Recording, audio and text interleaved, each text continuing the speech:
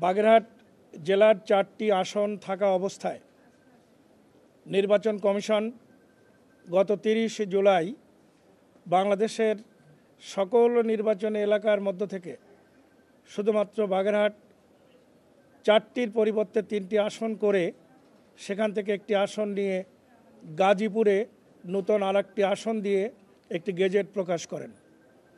এই গেজেটের বিরুদ্ধে আহত আপত্তির উপরে আমরা নির্বাচন কমিশনে আমাদের বক্তব্য উপস্থাপন করি।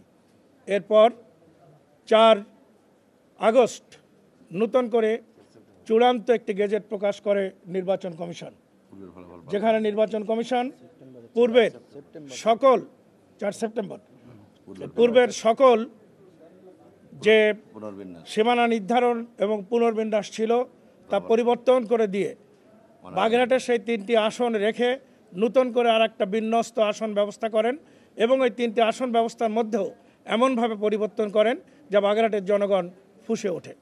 বাগেরহাটের জনগণের সমস্ত আপত্তি আরপিওতে না থাকা সত্ত্বেও এভাবে করার বিরুদ্ধে আমরা মহামান্য সুপ্রিম কোর্টের হাইকোর্ট বিভাগে এ বিষয়ে একটি রিট পিটিশন দায়ের করি।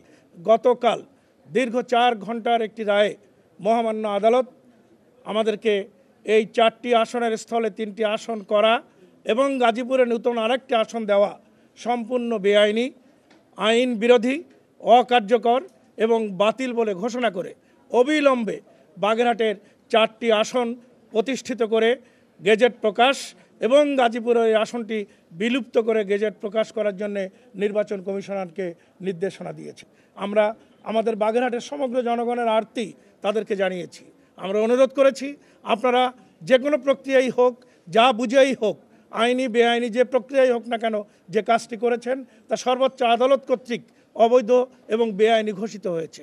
সুতরাং এই পর্যায়ে বাংলাদেশে অবিলম্বে একটি সুষ্ঠু নির্বাচন, যে নির্বাচনের দায়িত্ব আপনারা নিয়েছেন এবং আমরা মনে করি নির্বাচনটি সুসম্পন্ন করার জন্য একমাত্র নির্বাচন কমিশনকেই সম্পূর্ণ নিরপেক্ষ এবং শক্তিশালী ভূমিকা গ্রহণ করতে হবে। এজন্য বাংলাদেশের প্রধান নির্বাচন কমিশনার এবং নির্বাচন কমিশনের দায়িত্বপ্রাপ্ত হিসেবে আপনাদেরকে আমরা অনুরোধ জানাবো, বাগেরহাটের এই বিষয়টিকে, জনগণের এই বিষয়টিকে, দক্ষিণাঞ্চলের সমগ্র মানুষের এই বিষয়টিকে হযরত খাজা খানজাহান রাদিয়াল্লাহর মানসিকতার প্রতি, তার প্রতি শ্রদ্ধা দেখিয়ে আপনারা আদালতের রায়ের প্রতি শ্রদ্ধা দেখাবেন।